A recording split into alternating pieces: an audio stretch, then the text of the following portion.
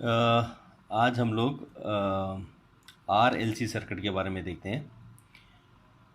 पिछले वाला वीडियो में हमने देखा था कि हमारे पास एक सपोज रेजिस्टेंस है एंड इंडक्टर है, ठीक है, and it is connected across AC source.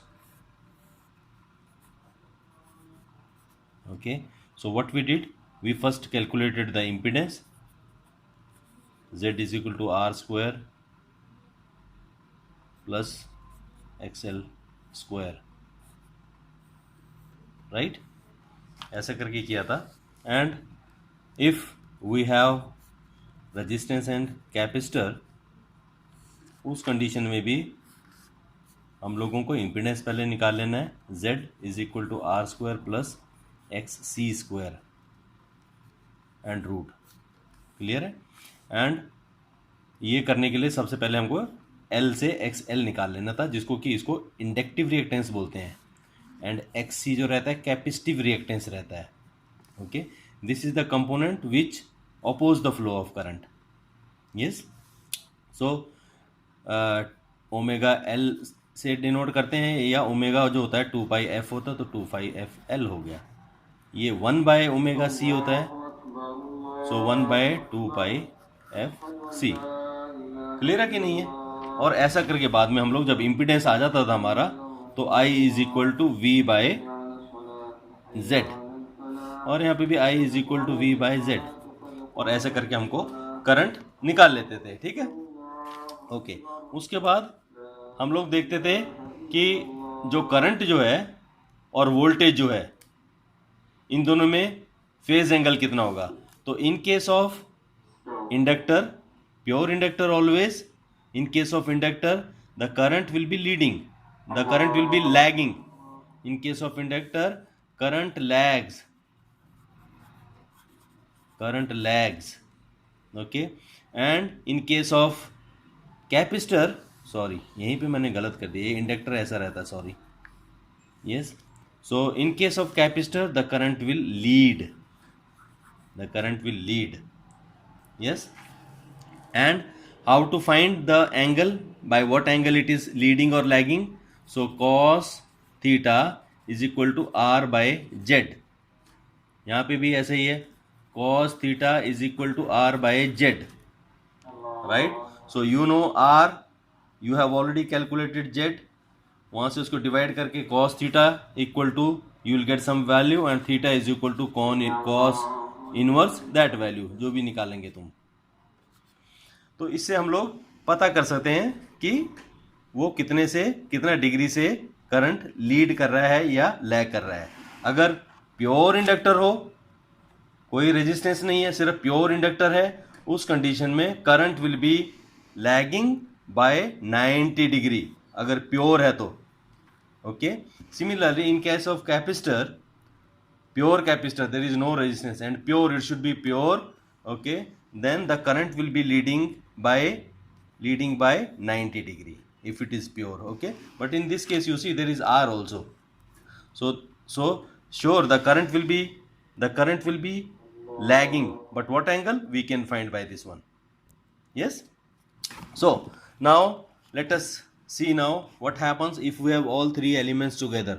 So R भी है, L भी है, C भी है, and it is connected across a voltage. This is V. We have to calculate, let us say I. This is RLC. Okay. So same like before we did, हमको impedance निकालना है। इसका पहले total effective कितना होगा वो निकालना, उसको impedance बोलते हैं। So impedance निकालने के लिए सेम पहले L से हमने XL निकाल लेना है 2πfL करके, XC निकाल लेना है 2πfC, और सॉरी 1/2πfC। ओके, जब XL और XC दोनों निकल गया तो Z is equal to same वैसे ही फॉर्मूला है, R square plus XL minus XC square. Okay, so this way you can find the impedance. Okay, impedance निकल गया, अगेन ओम्स लॉ लगा के I is equal to V/Z हो जाएगा इसमें। ओके, V/R नहीं लिखेंगे हम लोग, V/Z की बात करें, Z मतलब इफेक्टिव टोटल जो ऑपोजिशन है। So then you can find here the current, right? Now again इसमें क्वेश्चन ये आएगा अभी कि ये जो करंट रहेगा वो इस वोल्टेज को लीड करेगा कि लैग करेगा, क्योंकि इसमें तो दोनों है। अगर अकेला ये रहता तो हमको पक्का पता है कि करंट लैग करेगा, या अकेला ये रहेगा तो पक्का पता है कि ये लीड करेगा करंट।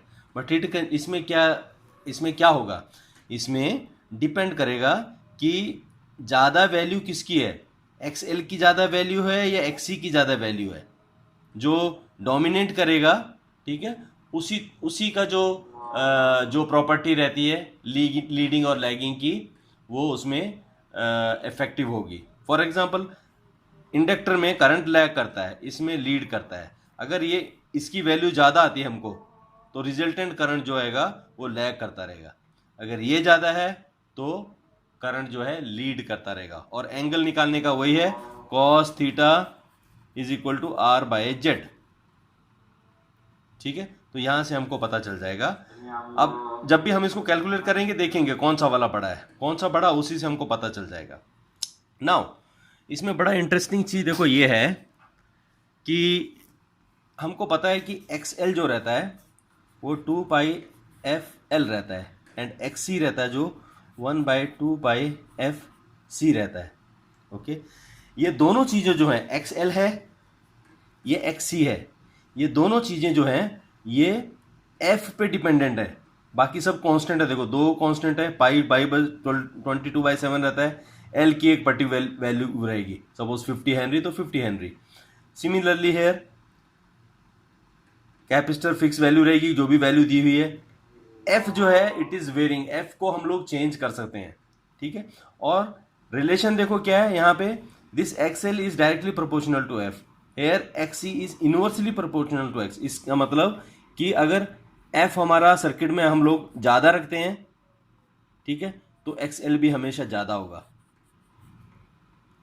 और अगर एफ को ज़्यादा करते हैं तो एक्स सी जो है उल्टा रहेगा, कम हो जाएगा। ठीक है, इसका मतलब जो हायर फ्रीक्वेंसीज की बात करेंगे तो एक्स एल बहुत ज़्यादा रहेगा। ठीक है, एक्स एल बहुत ज़्यादा रहेगा, एक्स सी बहुत कम रहेगा।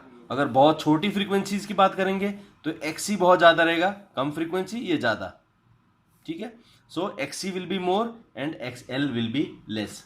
ठीक है, तो यही सर्किट में सपोज मैं वोल्टेज मैंने है कुछ दी है 50 हर्ट्ज है। ठीक है, फिर दूसरे एक वोल्टेज दिए 60 हर्ट्ज, 70 हर्ट्ज, 80 हर्ट्ज। तो वोल्टेज अगर मैं बढ़ाता जाता हूं तो देख रहा है एक्स एल ज़्यादा होता जाता है। ठीक है, तो एक ऐसी फ्रीक्वेंसी होगी at a particular frequency, any particular one frequency only, particular frequency, any one frequency. एक ऐसा सिचुएशन आएगा जब X L and X C दोनों इक्वल हो जाएंगे। X L and X C will be equal, X L और X C दोनों equal हो जाएंगे, ऐसी एक फ्रीक्वेंसी मिलेगी तुमको। ठीक है, और जब ऐसा सिचुएशन मिलेगा तो यहाँ पे देखो क्या होगा, एक्स एल माइनस एक्स सी, अगर दोनों सेम है तो ये पार्ट पूरा जीरो हो जाएगा। उस कंडीशन में तुम्हारा जो है z equal to R square root सिर्फ रह जाएगा, और ये स्क्वायर से रूट काट दिया तो z is equal to R.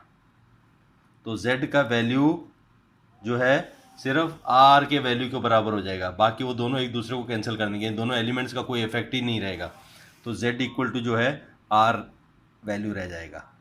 ठीक है, अब इसमें देखो, इसमें एक और देखने वाली चीज़ ये है कि समझ लो बाय द वे, ये ऐसा कंडीशन जब भी आएगा एक्स एल और एक्स सी दोनों सेम रहेंगे, इसको हम लोग बोलते हैं रेजोनेंस कंडीशन।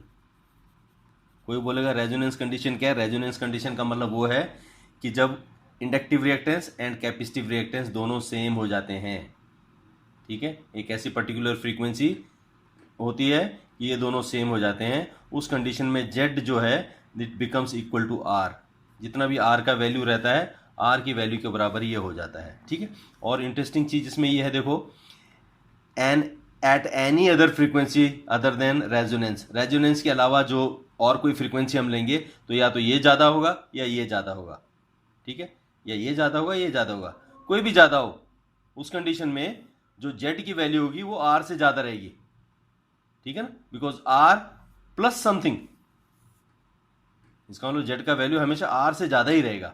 लेकिन अगर ये दोनों इक्वल हैं तो जेड का वैल्यू आर के इक्वल आ जाता है। इसका मतलब जेड की अगर कोई मिनिमम वैल्यू बोलेगा कितनी होती है, तो जेड की मिनिमम वैल्यू जो है आर के बराबर रहती है।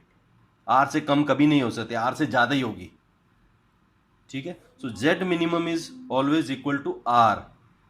ठीक है, तो सर्किट में करंट देखो क्या है, अगर हम बोलते हैं I is equal to V by Z, ठीक है, वी बाय जेड, तो अगर हम बोल रहे हैं कि Z minimum equal to R, इसका मतलब अगर जेड मिनिमम, अगर जेड बहुत कम हो गया, मिनिमम आ रहा है, तो करंट जो है मैक्सिमम हो जाएगा, करंट विल बी मैक्सिमम। तो मैक्सिमम करंट जो है रेजोनेंस कंडीशन में ही होगा। ठीक है, क्यों? डिनोमिनेटर कम हो गया अभी। अगर रेजोनेंस के अलावा और कोई देखेंगे, तो जैसे मैंने बताया, रेजोनेंस के अलावा बाकी और कोई भी कंडीशन, और भी कोई भी फ्रीक्वेंसी ले लो, जेड जो है आर से ज्यादा रहेगा, तो it will be little bit more. Yes, if it is little bit more, the current will be little bit less, but this is the condition when you have I maximum, the current will be in the circuit, the current will have maximum value. ठीक है, okay. Second thing now, leading and lagging.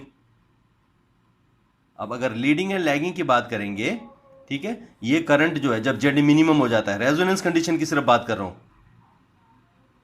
अगर resonance condition नहीं है, तो हमको यहां से निकालना पड़ेगा कि जो करंट आया है, वो करंट वोल्टेज के साथ लीड कर रहा है कि लैग कर रहा है, ये हमको कितने एंगल से कर रहा है इससे पता चल जाएगा। लेकिन रेजोनेंस की बात कर रहा हूं, जब XL is equal to XC हो जाएगा, उस कंडीशन में तुमको करंट का क्या होगा?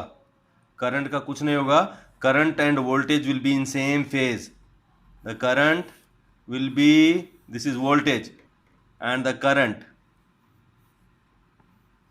Same phase, same time zero, same time maximum. Okay, so they will be in same phase. Why?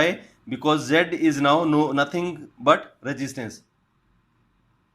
ठीक है, और कोई भी रेजिस्टेंस वाला सर्किट रहता है, प्योर रेजिस्टेंस, जैसे कि पहले मैंने बताया था, अगर हमारे पास प्योर रेजिस्टेंस है, तो current and voltage will be same phase, they will be in the same phase. So this is voltage, this is current. अगर इंडक्टर की बात करते हैं, ठीक है, so current will be lagging by some angle. अगर हम कैपेसिटर की बात करते हैं, तो current will be leading by some angle. Okay, so now if you say, if the resonance condition is there, okay, the circuit is totally, it is just like a pure resistance only, it is a totally pure resistive circuit. So the current and voltage will be in the same phase. अगर phasor में एक और video भेजूंगा, phasor में हमेशा ऐसे दिखाते हैं, voltage and current are in the same phase, there is no phase difference. Okay, so this is also you will get some numericals. ठीक है, बहुत सिंपल है, कोई प्रॉब्लम नहीं है।